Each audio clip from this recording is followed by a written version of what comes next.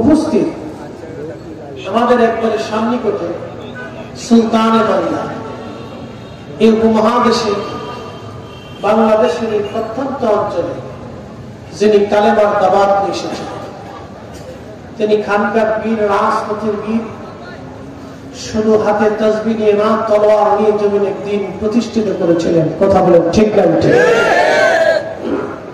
তিনি হযরত শাহজালাল আমিনী মুজাদ্দিদ জমি গেছেন।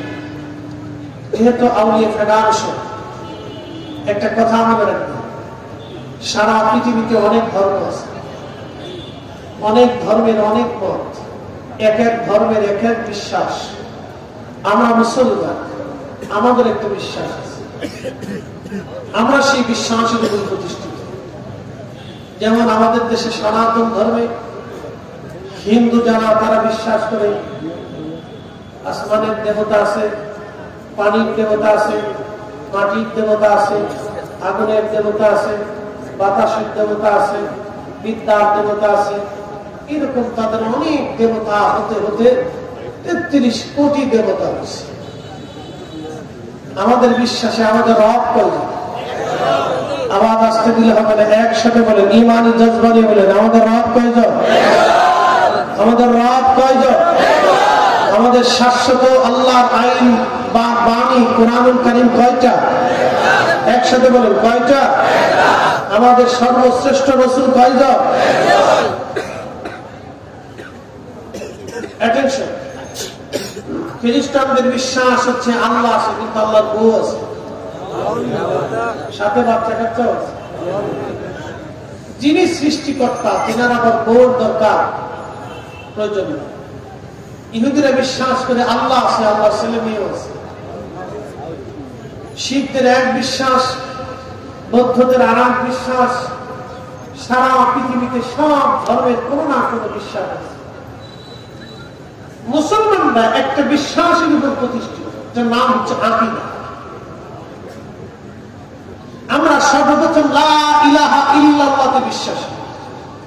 আল্লাহ ব্যতীত আর কোন রব নেই, লা শারীকা লাহু, কোন শরীক নেই। যিনি আসমান, জমিন, ভূমণ্ডল, নভমণ্ডল, সৃষ্টি, বাতাস, আগুন, আলো, আধার, সমগ্র পৃথিবী, জমিন সৃষ্টি, বর্তমানে পৃথিবীতে 4 লক্ষ প্রজাতির জীব জীবন আছে, একসাথে এক নিয়মে, নিয়মতান্ত্রিক ভাবে যিনি পরিচালনা করেন, একসাথে বলেন তিনি কে? সর্বশ্রেষ্ঠ ক্ষমতার মালিক, হাত উঁচু করে বলেন তিনি কে? কোন সন্দেহ? এতে আমাদের ভিতরে কোন দ্বিমত হতে পারে? প্রিয় উপস্থিতি, এই ইসলামের ভিতরে ৭৩টা আকীদা ভিত্তিক দল আছে। এই ইসলামের ভিতরে ৭৩টা আকীদা ভিত্তিক দল আছে। তার একটা জামাতের নাম হচ্ছে আহলে সুন্নাত ওয়াল জামাত। আমার দিকে তাকান, কোন মা আহলে সুন্নাত ওয়াল জামাতের আকীদা ছাড়া ওলি জন্ম দিতে পারে না। কথা বলেন, জোরে বলেন। কোন মা আহলে সুন্নাত ওয়াল জামাতের আকীদা ছাড়া ওলি জন্ম দিতে পারে নাই।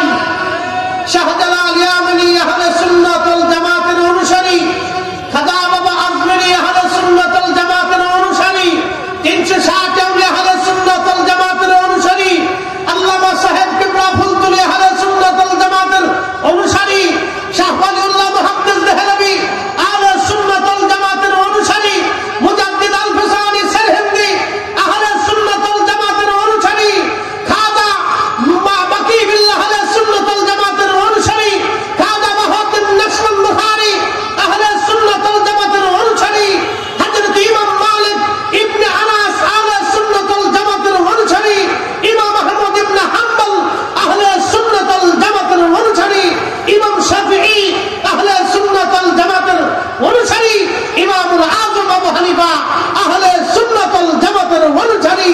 আহলে সুন্নাত ওয়াল জামাতের আকীদা ছাড়া কোন মা ওলি জন্ম দিতে পারে নাই। কিয়ামত পর্যন্ত কোন মা আহলে সুন্নাত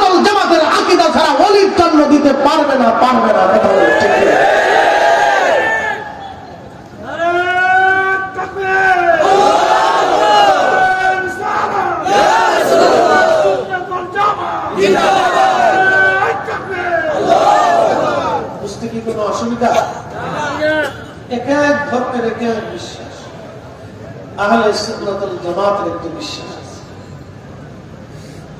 আপনাকে নাজাত পেতে হলে সেই বিশ্বাসে আসতে হবে, বিকল্প কোনো রাস্তা নেই। প্রিয় উপস্থিতি হাজিরিন, এই ঈমানের জন্য, আকীদার জন্য সাহাবায়ে কেরামের পিঠে চামড়া চলে গেল, জীবন চলে গেল, সংসার হারালেন, দেশ দেশান্তর হলেন, চোখের সামনে সন্তান শহীদ হলো, নিজে শহীদ হলেন, স্ত্রী শহীদ হলো, স্বামী শহীদ হয়ে গেল।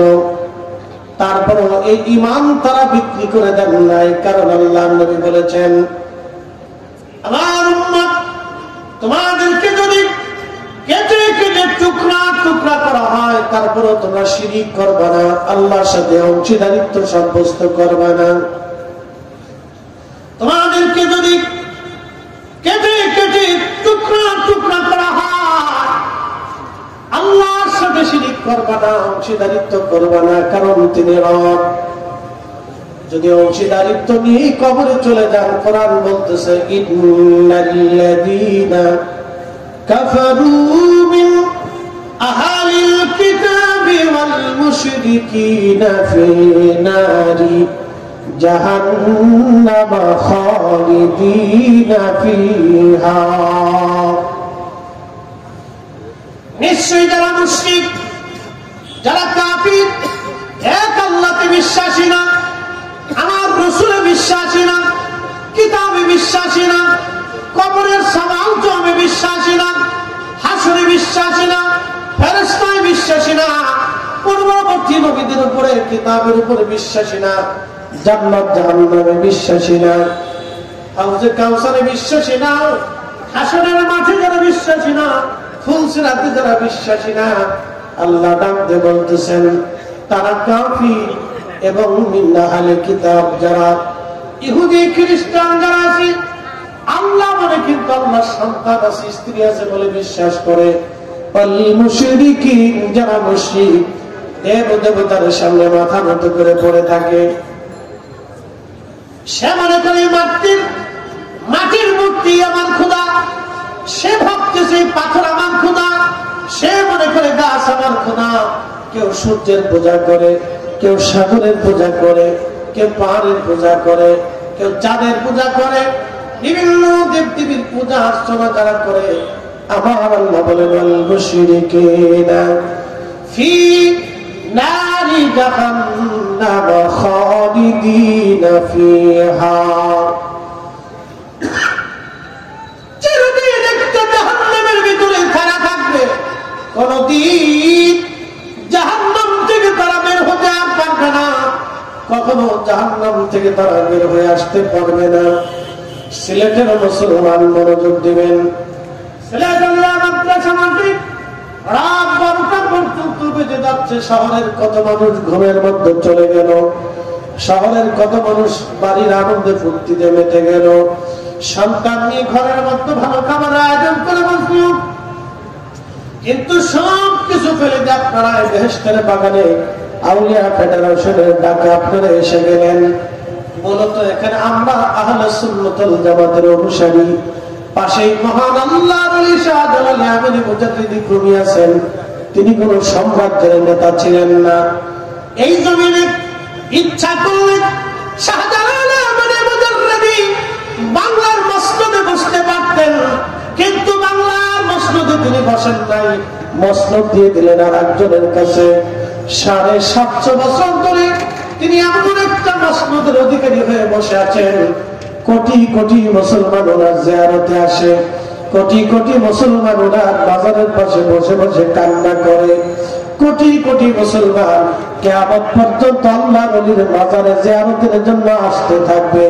750 বছরে বন্ধ হয় নাই, কিয়ামত পর্যন্ত বন্ধ হবে না।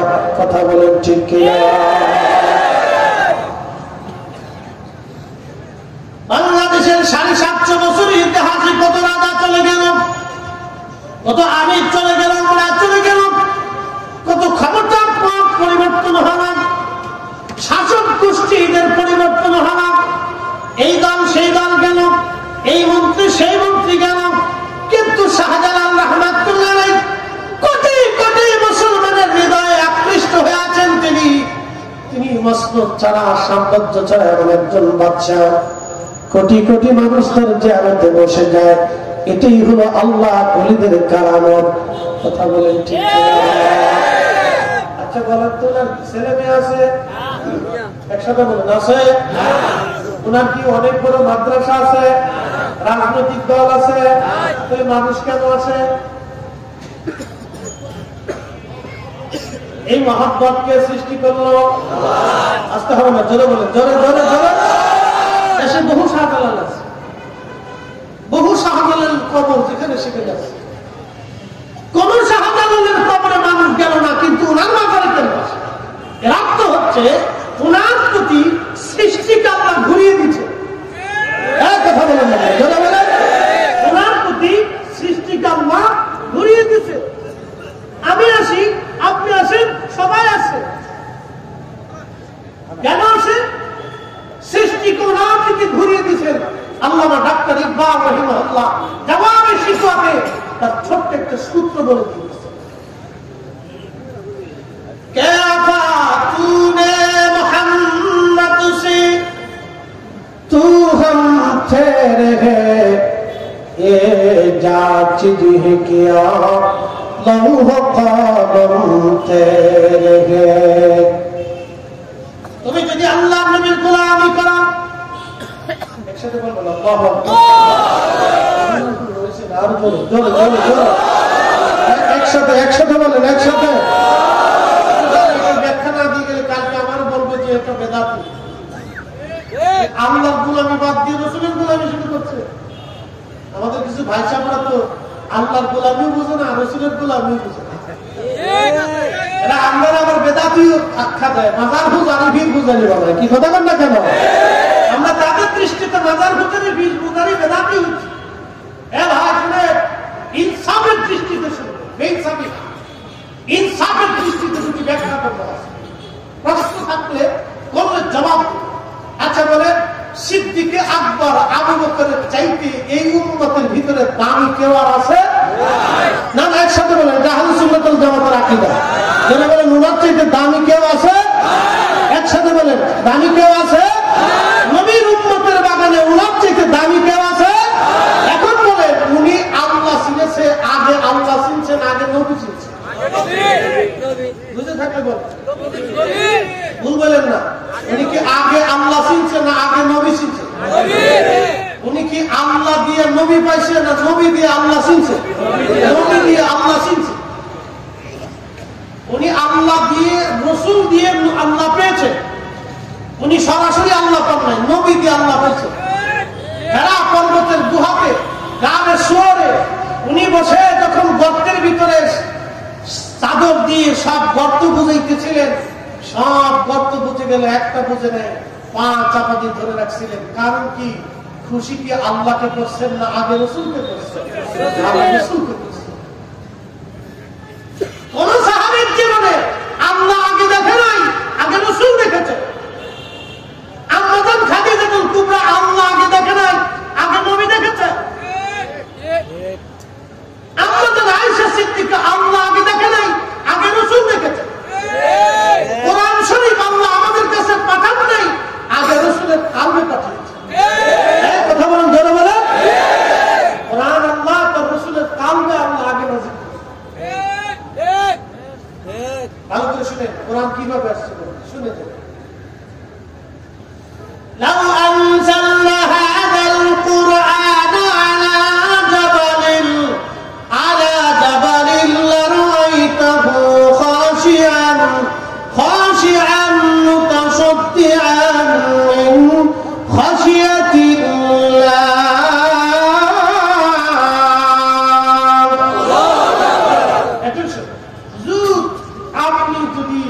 আমি যদি কোরআনকে পাহাড়ের উপরে নাযিল করতাম,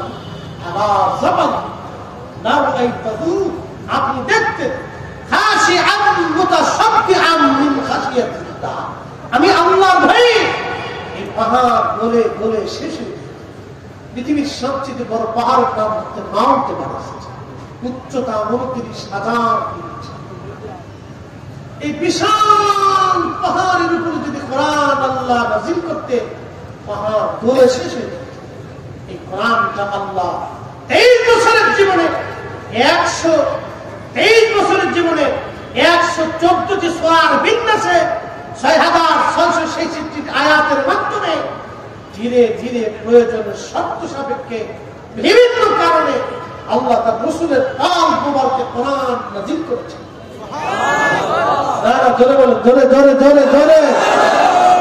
পাহাড় যেটা সহ্য করতে পারে না, রাসূলের কাল সেটা সহ্য করতে পারে। তো কাল মনোযোগ, কালবের শক্তি কত বলে দেবে বলেন। যারা বলেন রাসূল আমাদের মতো বিরাট মুফাসসির কোরআন ব্যাখ্যা করে চলে যাচ্ছে, আপনার ব্যাখ্যা শুনে মানুষ হতভম্ব হয়ে গেছে। আপনি বা মদিনা ইউনিভার্সিটি প্রাণে বিরাট বড় শেখ, আজহার থেকে ফিরে আসছেন, অমুক থেকে ফিরে আসছেন, ডক্টর ডাক্তার নানান কিছু। সাদা পৃথিবীর সমস্ত ডাক্তারকে যদি এক পাল্লায় দেন, আর রাইসুল মুফাসসির নাফসুল ইবনে আব্বাসের জুতা আর এক পাল্লায় দিলে ওনার জুতার ওজনের সমান হবে না। মনে রাখবেন, ওটা কোরআনের তাফসীর করার আগে শতবার হিজাব করে ব্যাখ্যা করতে। হাদিন ভালো করে শুনে যাবেন। আজ রাতে রাসূল কারীমের কাল তাহলে কত মজবুত হতে পারে একটু চিন্তা করেন। সেই কালবে আমার আল্লাহ কোরআন শরীফ জমা করেছেন 23 বছরের জীবনে 22,000 বার জিবরাইলের আগমনে। তাহলে নবীজির কাল মোবারকের শক্তি কত ছিল একটু চিন্তা করেন।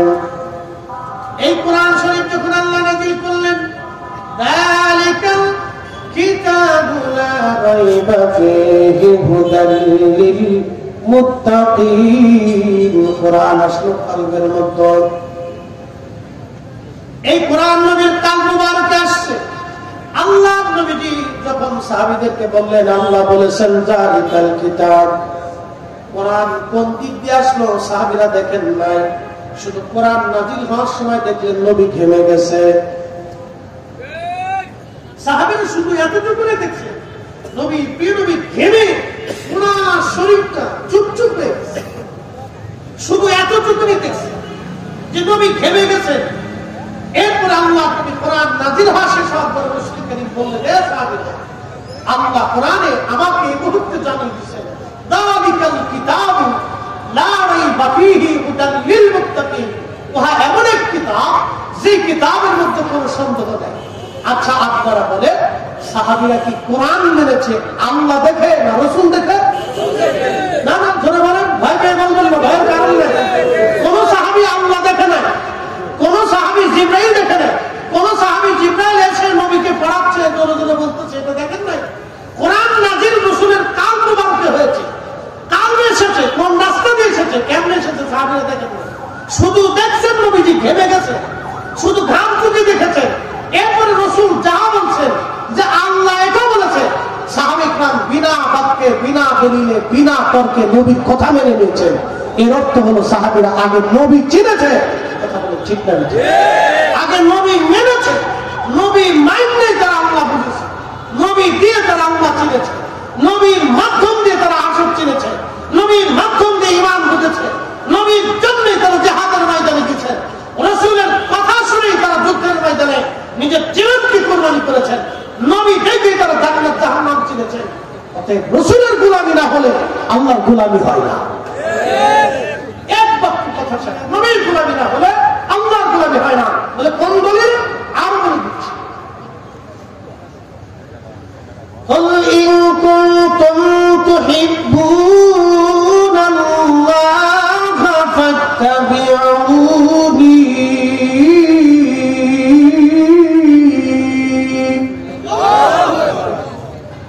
রাত বেশি, আপনাদের বুঝতে কি কোনো অসুবিধা হচ্ছে? একসাথে আবার বলেন তো, ইয়া রাসূলুল্লাহ।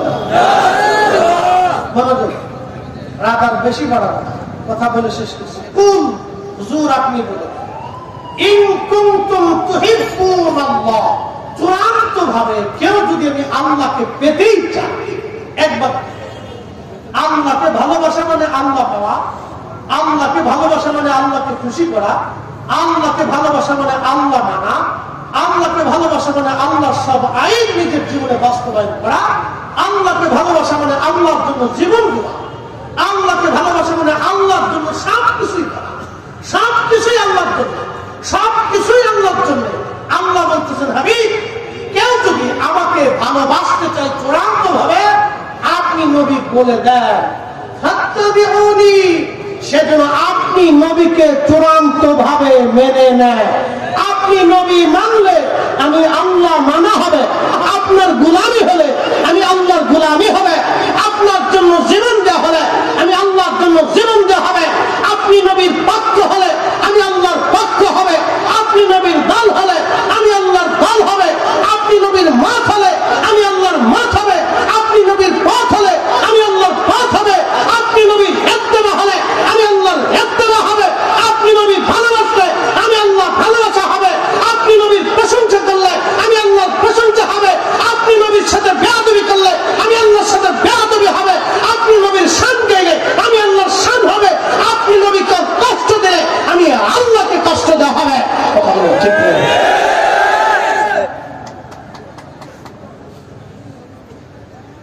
কথা বুঝতে কি আর কোন জটিলতা আছে? সহজ।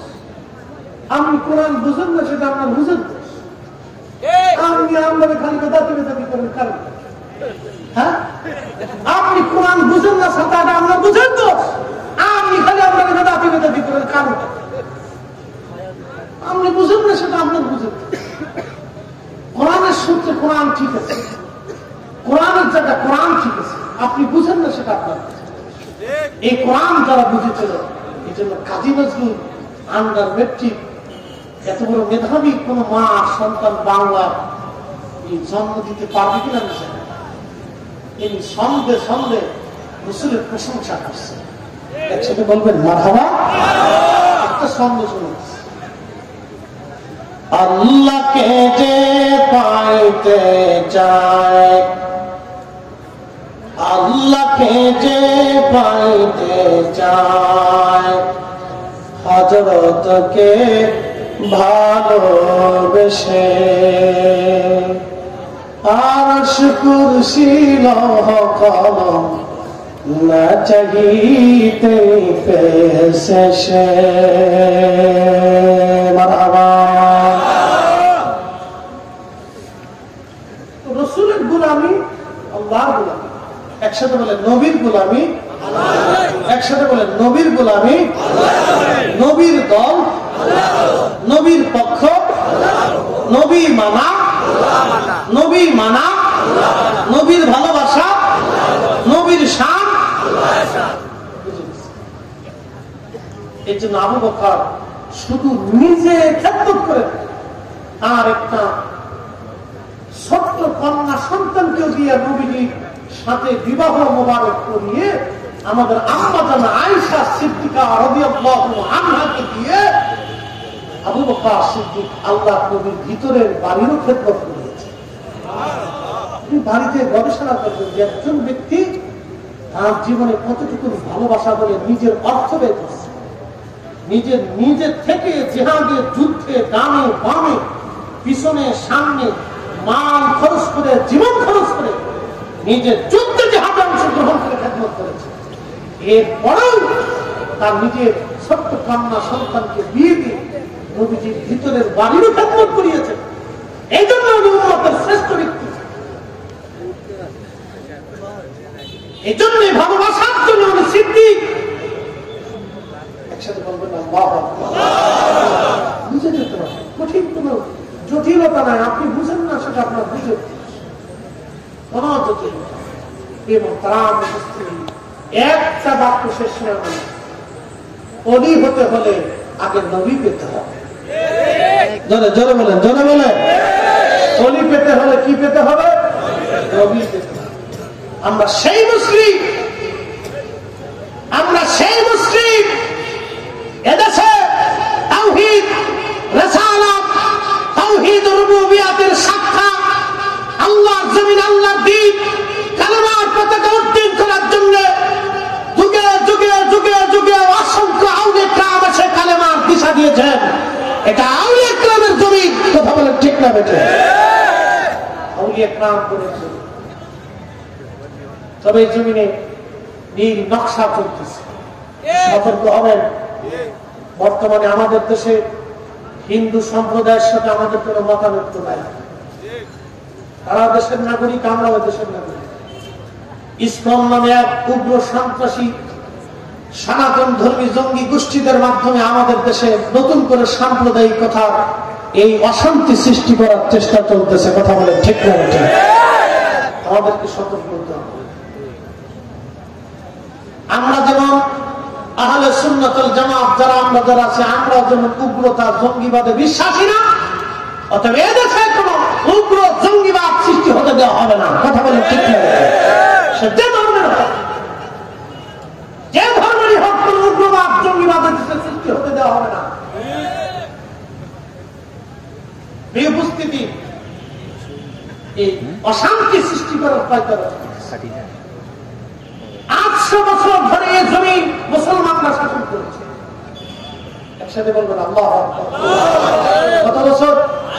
সুলতানে বাংলা ভূমি আছে, উনি যখন এই বাংলা দখল করলেন, তখন উনি যদি বলতেন যে বাংলার কোন রামদে একটা প্রতিমা হবে না, একটা জায়গাও পূজার কোন মন্দির ঘর থাকবে না, ইচ্ছা করলে ওনার সেনা শক্তি দিয়ে ওনার সেই রাষ্ট্রীয় ক্ষমতা দিয়ে উনি বন্ধ করে দিতে পারতেন, কিন্তু উনি দেখতেন।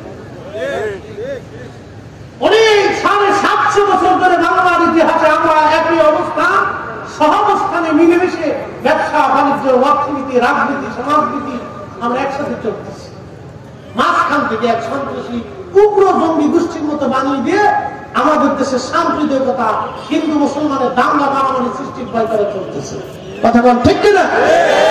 এগুলি থেকে আপনারা সতর্ক হতে হবে। আল্লাহ আমাদেরকে বড় বড় ফিতনা থেকে আগামী দিনের বাংলাদেশের নিরাপত্তা যেন আল্লাহ আমাদেরকে দান করে, সহ অবস্থানে থেকে যেন আমরা দ্বীন মিল্লাতের খেদমত করতে পারি। দ্বীন আমাদের জাবদার, সুন্নাত আমাদের সবার। কথা বলেন ঠিক না বেঠিক? আমরা দেশের প্রয়োজনে এক এবং অভিন্ন। আবার বলে দিই, দেশ চট্টগ্রামে, ফেনীতে, নোয়াখালীতে, কুমিল্লাতে বন্যা হয়েছে। এই বন্যাতে বাংলাদেশের সর্বধরনের উলামায়ে কেরাম বন্যায় আলেমরা, সংগঠন, ব্যক্তি, দেশ, রাষ্ট্র, সমাজ, বিভিন্ন সংগঠন, যুবক, মহিলা, নারী, সব সংগঠন থেকে একসাথে ঝেপে যে সবাইকে ত্রাণ দেওয়া হয়েছে।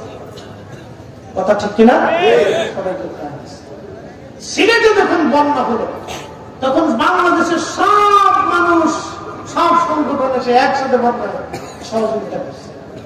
দল আর বেদল, রাজনীতি আর বেরাজনীতি, বুঝে যাবে। ত্রাণ দেওয়ার সময় কি বলা হয়েছিল যে তোমরা যারা মিলাদ করো তাদেরকে ত্রাণ দিবে না। আবার যারা সুন্নি মানুষ ছিল তারা কি ত্রাণ দেওয়ার সময় বলছে যে তোমরা যারা মিলাদ করো না তাদেরকে ত্রাণ দেবে না।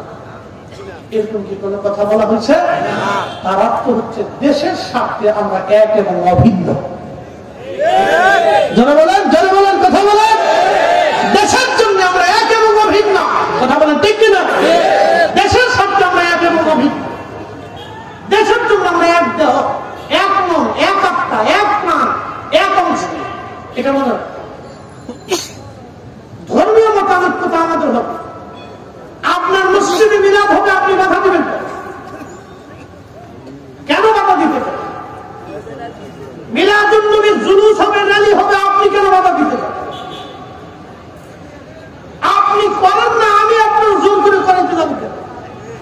কথা আসলে ঠিক আছে না? কথা, কেউ যদি মিলাদুন নবীর র্যালি করে, জুলুস করে, তো করুন, আপনি তার বাধা দিয়ে মারতে যাবেন। আবার আপনি করেন না, আপনার ঘর থেকে জোর করে আমি আনতে যাবো কেন? কি কথা বল না? সহাবস্থানে থাকতে। তবে এর ভিতরে যারা উগ্রতা দেখাইতে চান, উগ্রতা বেশি দেখেন না। বেশি উগ্রতা ভালো না। উগ্রতা দিয়ে এই 800 বছরে কেউ জিততে পারে নাই।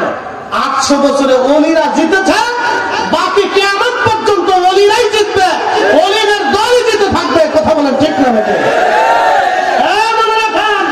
উগ্রতা দেখিয়ে কেউ জিততে পারে নাই। আবার বলি, ছেলে খালি আমার দেশের মাঠ থেকে আবার বলতেছি, উগ্রতা দেখিয়ে কেউ জিততে পারে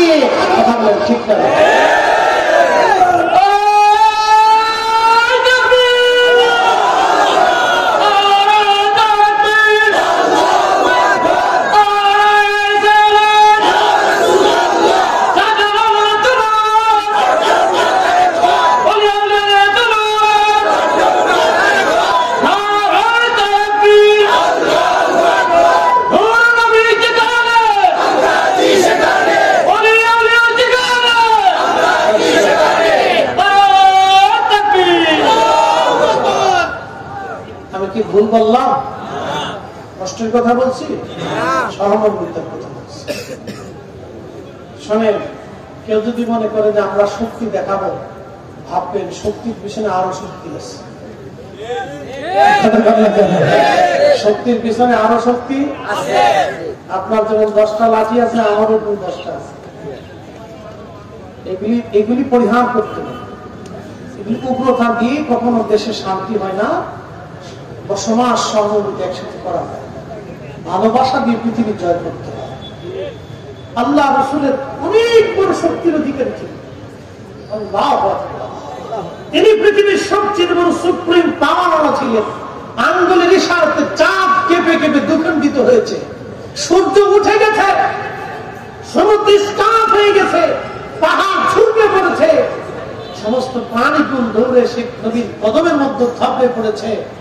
তিনি সেই মহান সুপ্রিম বলা হওয়া সত্ত্বেও তিনি ক্ষমতা দেখান না। তিনি তখনও ভালোবাসা দিয়ে সন্ধি দিয়ে ভালোবাসা দিয়ে কাছে টেনে দিয়েছে।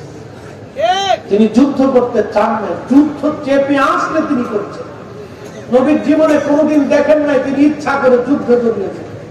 যুদ্ধ আসার পরে তিনি এটাকে প্রতিকার করেছেন। উনি ইচ্ছা করে যুদ্ধে জড়াইছেন। আমরাও ইচ্ছা করে যুদ্ধে জড়াইতে চাই না, কিন্তু চেপে আসলে তখন আমরা আর কিছু করার থাকে না। কথা বলেন ঠিক না বেটি? তখন আমাদের আর কিছু করার থাকে না। আমরা ছোট্ট একটা বাংলাদেশে 18 কোটি মানুষের বসবাস। আমরা চাই এই দেশটা সুন্দর থাকুক, সবাই অর্থনৈতিকভাবে স্বাবলম্বী হয়ে যাক, সবাই সুখী থাকুক। বন্ধু আমার কথা বলে রাখবেন, সব মা তার সন্তানকে ভালোবাসে, সব মা তার সন্তানকে ভালোবাসে, সব মা চায় তার সন্তান প্রতিষ্ঠিত হোক। আমার মা নিজের নামটাও লিখতে পারতেন, আমার মা নিজের নামটাও লিখতে পারতেন, কিন্তু স্বপ্ন দেখেছেন আমার সন্তানকে আমি আলেম বানিয়ে যাব। চেষ্টা করেছেন, আলেম হতে পারেন। ওনার চেষ্টা কিছুটা হলো ফসল আল্লাহ দিচ্ছে। প্রত্যেক মা তার সন্তানকে ভালোবাসে। আমরা প্রত্যেক মায়ের সন্তানকে ভালোবাসি, সে যে মতে তার ভিতর উগ্রতা না থাকলে আমার ভাই সামান্য মতো পার্থক্য হতে পারে। তার জন্য আমরা বড় কোনো দ্বন্দ্বে জড়াবো না, আমরা নিজেরা এটাকে মিট করি। কথা বলে ঠিক না? ভালোবাসা দিতে আল্লাহ আমরা যার যার অবস্থান থেকে দেশের খেদমত করা তৌফিক নসিব করুন। সকলে বলেন আমিন। লম্বা কথা না বাড়াই, সিলেট আউলিয়া কেরামের পূর্ণভূমি, এই শহরে যে যেখান থেকে দেখতেছেন, আমি সবাইকে অনুরোধ করে বলবো, আমরা দেশকে ভালোবাসি, আমরা দেশের প্রত্যেকটা নাগরিক সহাবস্থানে থাকি। আমরা হিন্দুদের ভাইদেরকে বলবো, হিন্দু ভাইরা, এ যাবৎ বাংলাদেশের ইতিহাসে স্বাধীনতার পর থেকে এই পর্যন্ত আমরা দেখি নাই হিন্দু মুসলমান দাঙ্গা হয়েছে। আমার জন্মের পর থেকে আজ পর্যন্ত আমি হিন্দু মুসলমানের দাঙ্গা দেখি, আমি দাঙ্গা দেখি নাই হিন্দু মুসলমানের দাঙ্গা। তবে স্থানীয়ভাবে রাজনৈতিক পরিস্থিতি হোক, ব্যক্তিগত আক্রোশের কারণে হোক, মারামারি ঘটাঘটি এলাকা ভিত্তিক হয়েছে, কিন্তু ভারতের মতো হিন্দু মুসলমান দাঙ্গা বাংলাদেশে আমি দেখিনি। ভারতে যেমন মাঝে মধ্যেই দাঙ্গা হয়ে শত শত মুসলমান হত্যা করা হয়, মসজিদ পোড়ানো হয়, আযান বন্ধ করে দেওয়া হয়, এরকম পরিস্থিতি বাংলাদেশে হয় নাই। আমরা কোন মন্দির আক্রমণ করি নাই, কারো পূজা বন্ধ করে দেই নাই। কথা বলেন ঠিক না বেঠে? আমরা এগুলি করি নাই, এগুলি আমাদের ইসলাম শিখেই দেয়। আপনারটা করতেছেন করেন, কিন্তু উগ্রতা দেখাইয়া ইসকন দিয়া সন্ত্রাস দিয়া আপনারা দেশে ঝামেলা করলে এর ক্ষতি আপনাদের কি প্রভাবিত হবে? এই ক্ষতি আমাদের হবে না। কথা বলেন ঠিক কিনা? যাই হোক, আমরা মিলেমিশে কাজ করব। আল্লাহ মিলেমিশে থাকার তৌফিক বলেন আমিন।